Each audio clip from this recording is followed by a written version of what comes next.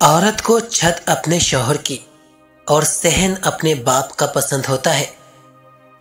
عورت کا ایک اصول ہوتا ہے کہ وہ کسی پہ جلدی اعتبار نہیں کرتی، مگر اپنے پسندیدہ شخص کے لیے وہ یہ اصول بھول جاتی ہے۔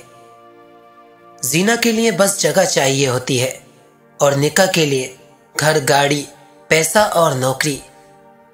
دور حاضر میں محبوب سے ملنے کے بعد اگر غسل واجب نہ ہو تو سمجھو کہ محبت سچی ہے۔ اگر والدین کی محنت سے ایک لڑکی ڈاکٹر بن سکتی ہے، نمازی کیوں نہیں بن سکتی؟ پردہ کیوں نہیں کر سکتی؟ عورت کو کمزور ثابت کرنے کے لیے مرد ٹائمنگ کی گولیاں کھاتے ہیں اور ہم بستری کرتے ہیں۔ آج کے دور میں مرد کبھی بھی سچی محبت نہیں کرتا، بلکہ وہ عورت کو ایک سالن کی طرح چیک کرتا ہے، اور اگر پسند آ جائے تو ٹھیک، ورنہ دوسرے مرد کے لیے چھوڑ دیتا ہے۔ مرد کی حد سے زیادہ توجہ اور دیکھ بھال بھی عورت کا دماغ خراب کر دیتی ہے۔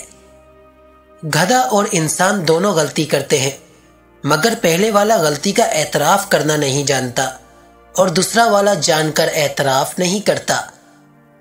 جب اللہ انتظار کے ذریعے آزماتا ہے تو شیطان دعا پوری نہ ہونے کے وسوسے تمہارے دل میں ڈالتا ہے۔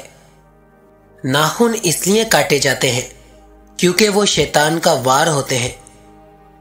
شادی کا مطلب یہ نہیں ہوتا کہ ایک دوسرے کے بدن پر قبضہ جما لیا جائے، بلکہ اس کا مطلب یہ ہے کہ ایک کی کمی کو دوسرے سے پوری کرنے کا نام شادی ہے۔ طلاق سے مرد کا کچھ نہیں بگڑتا، اسے دوبارہ کنواری لڑکی مل جاتی ہے، لیکن عورت قبر تک سمجھوتے کرتی ہے۔ عورت میں پہلے محبت پیدا ہوتی ہے اور پھر جنسی خواہش، اور مرد میں پہلے جنسی خواہش پیدا ہوتی ہے پھر محبت۔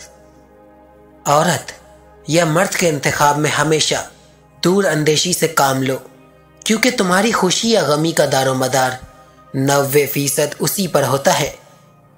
عورت اور مرد کا گھر برباد کرنے والے اس کے ارد گرد بہت ہوتے ہیں، مگر جب عورت اور مرد کا گھر برباد ہو جائے نا تو دور دور تک کوئی دکھائی نہیں دیتا، نہ اپنا نہ پرایا۔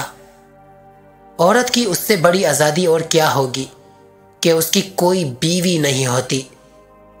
مرد جب سچی محبت کرتا ہے نا تو وہ عورت کا بچپن ختم نہیں کرتا، بلکہ خود اس کے ساتھ بچہ بن جاتا ہے۔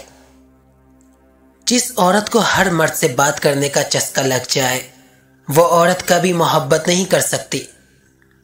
جب نکاح اور ولیمے کی قیمت لاکھوں میں رکھو گے تو زنا کی قیمت ایک آئس کریم اور جھوٹے وعدے رہ جائیں گے۔ پاکستان وہ واحد ملک ہے جہاں پہلا روزہ بغیر تراویح کے رکھتے ہیں اور عید تراویح پڑھ کر کرتے ہیں۔